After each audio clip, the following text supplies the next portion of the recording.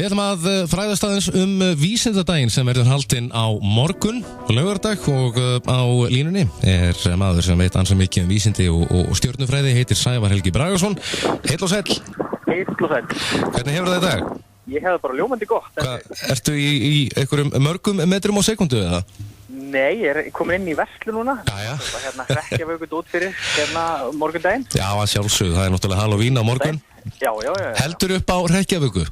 Nei, ég hef nú ekki gert það, en nú ætlum að prófa að gera það í fyrsta skipti. Fyrsta dagurinn, vísindadagurinn fellur upp á, það kemur upp á sama degi. Já. Þannig að við ætlum bara að njóta þess. Reykjavík og vísindi, á þetta eitthvað sameiginlegt? Já, það ekki bara. Jú, segjum það bara. Segjum það bara. Herra, en þessi vísindadagur á morgun, segðu okkur aðeins frá þessu. Þetta er stór og mikil dagskrá. Já, við heldum þennan dag líka í fyrra og þá er dagskráin núna milli klukkan 12 og 4 á morgun og þá gefst bara öllum áhugasömum, þetta er fyrir alla fjölskylduna, tækifæri á að kynnast þeim vísindum sem stunduð eru hjá verkfræði og náttúruvísindasviði Háskóla Íslands. Þau eru ansið fjölbreytt, þannig að tengist eins og nafnið bendir til verkfræði og jarðfræði og líffræði og stjörnufræði og eðlisfræði, efnafræði og starffræði og þannig mætti áfram lengi telja. Já. Og það verður mjög fjölbreytt dagskrá, við tala Einstein þarna, við tala hvali og það verður talað hávað sem höf og fiska og eldgos og eldfjöll og þannig að það er alveg hellingur sem ég verður í boði á fyrirlestrum. Já, ljós og líf og fleira? Já, og svo verður líka meira hands-on dæmi, þar að segja krakkar og fullari fólk að sjálfsög getur komið og leikið sér í svona eðlisfræðitilraunum, þar sem vísindasmiðjan verður á staðnum. Og svo eru efnafræðitilraunir líka á staðnum, þannig að það er ýmislegt í boði. Og þú verður með einhvern bás, hvað var það, stjörnur? Já, ég verður með svona stjörnutjald sem að einhverju kannast við og einhverju hafa nú heimsótt einhvern tímann. En það er þá uppblásið tjald með varpa í miðinni og við vörpum upp stjörnuhimninum. Fólk liggur bara á gólfinu á meðan og fer í smá ferðalag geiminn. Annars vegar ætlum við að skoða smá stjörnuhimnin og sömulegis líka að ferðast í sólkerfi og kanna skoða reikistjörnunar. Þetta er frábært. Þú ætti nú að þekkja aðeins inn á þetta? Já, ég kann eitthvað allavega. Eitthvað er lítið. Já. En fyrst að ég er með því á línunni, svo ég segi það nú bara hreint og beint að ég er nú svona stjörnunörd og hef gaman að því að skoða himingeiminn. Himingeiminn segi ég, það er núna á morgun, akkurat á Reykjavíkunni, að þá kom frétt daginn að það væri stór loftsteinn að fara mjög nærri jörðu. Já. Þú ert vantarlega búin að kynna þér þetta eitthvað?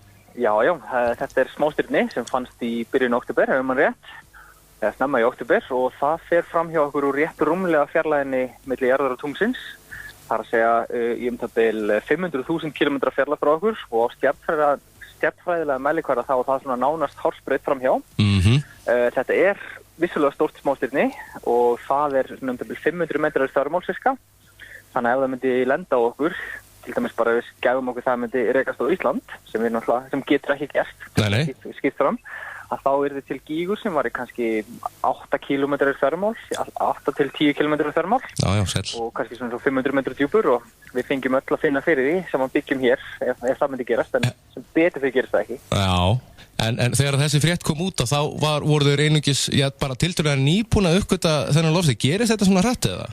Já, þannig að stjörnufræðingar eru að vakta himinin og við finnum á hverjum einasta degi 3 smástirna meðaltali sem að gætu einhvern tímann í framtíðinni komið mjög nálægt jörðinni og jafnvel einhver þeirra rekist á jörðina í framtíðinni og þá er það líka mjög fjarlæga framtíð. Þannig að við erum að leita að þessum fyrirbærum á himninum og stundum finnast þau bara með mjög skömmum fyrirvara, sérstaklega ef þau koma úr sólarátt. Þannig að svo átt sem við eigum erfast með að kíkja á hverjum tíma. Þannig að það getur gerst og það er eitt tilvik til dæmis þar sem að smástirnin fannst sem að stemdi beint á jörðina sem að var sem betur fyrir lítið og brann bara mestuleitt upp en það fannst bara sama dag og það fjall inn til okkar. Og þá hefur það komið úr sólarátt? Já, og svo líka, það var líka frekar lítið, það var ekki nema 1 til 2 metrar í þvermál þannig að það er verið að finna þau en þau eru líka miklu fleiri og þessi smástirnin sem eru kannski halvur kilometri þvermál getur skipt 100.000 eða jafnvel milljónum. Já. Og menn eru bara að leita að þeim.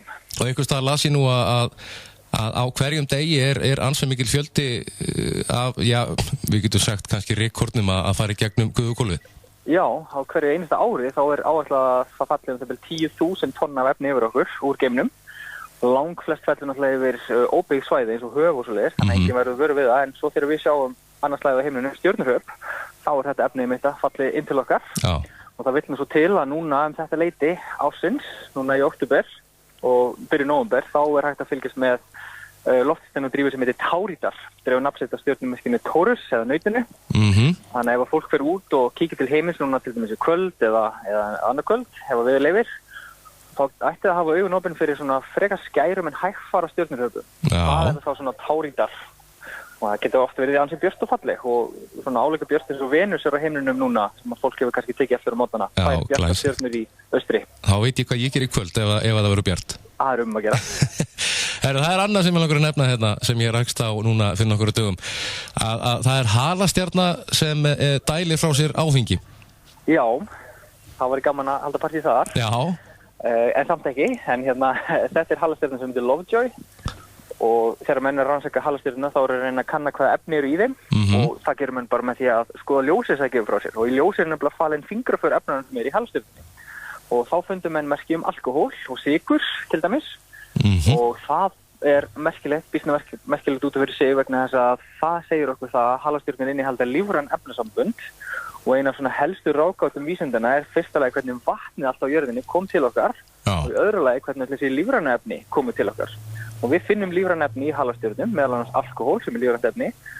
Það segir okkur, það gefur okkur allavega vísbendingum það að halastjörnur gætu verið uppruni, vass og lífræna efni á jörðinni að einhverju leyti.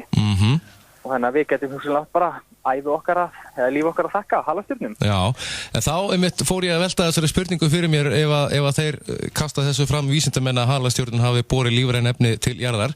Já. Hafa þá ekki halastjörnun borið lífræn efni á aðrar plánetur? Akkurat, það er alveg hárrétt og líka eins og Mars og Venus og þessar staði en það er bara munurinn sá að aðstæður þar eru ekki jafn heppilegar fyrir líf þannig að lífið hefur bara akkurat náða myndast og vera til þar sem aðstæður eru réttar eins og við okkur þar sem hitastigið er hvorki og hátt né og lágt og vatn getur verið á fljótandi formi En á öðrum plánetum sem við höfum ekki búin að finna Já, það er svo önnur spurning það er við einmitt sjáum þegar við horfum út í geiminn þá erum við að sjá stjörnur sem eru með svona gas- og rykskífur í kringum sig, þar sem sólkerfi eru að vera til og þar með þess að sjáum við halastjörnur sem eru að stefna inn á við þeirra sólkerfi og það er alveg pottet árekstur að reyga sér stað þar í þeim sólkerfum og það sem að jafnvel eru lífvænlega reikistjörnur þannig að það getur vel verið að þetta ferli og það er náttúrulega bara örugt. Þetta er nákvæmlega sama ferli á sér stað akkurat núna, einhvers staðar við fjarlæga stjörnur. Já, nákvæmlega. Líf á öðrum hnöttum, Sævar? Já, ég er alveg samferður það. Bara spurning hvernig við vinnum það. Já, það eru ótal sólkerfi til og við erum rétt að byrja bara. Já, við erum rétt svona dýft stóru tá í þetta risastóra vatn sem býður okkar. Já, nákvæmlega. Heldur að út frá þessum fréttum sem að NASA sendi frá sér á dögunum, heldur að þeir munu finna líf á Mars? Ég skal ekki segja. Ég vona það sjálfsögði. Ég hef ekki mikla trú á því, reyndar. Nei. En ég vil frekar að heimurinn koma okkur óvart. Já, algjörlega. Þetta er skemmtilegt, alltaf gaman að heyri þér, Sævar, og við hvetjum fólk til þess að kíkja við á morgun vísindadagurinn á laugardag og þetta er í Háskóla Íslands? Já, þetta er í Öskju, sem er náttúrufræðihús Háskóla Íslands. Allir hjartanlega velkomnir og það verður fullt af nammi í boði hérna sem við erum með að kaupa akkurat núna. Já, stjörnunammi? Það sem að þekkja út nammi. Ég ætla að reynda að kaupa nammi með stjörnu þema, ekki spurning. Það er frábært. Mars og Milky Way og Galaxy og svona. Herra, ég gerir ráð fyrir því að leggja leið mína til ykkar. Það verður gaman að koma. Frábært. Takk fyrir þetta. Takk.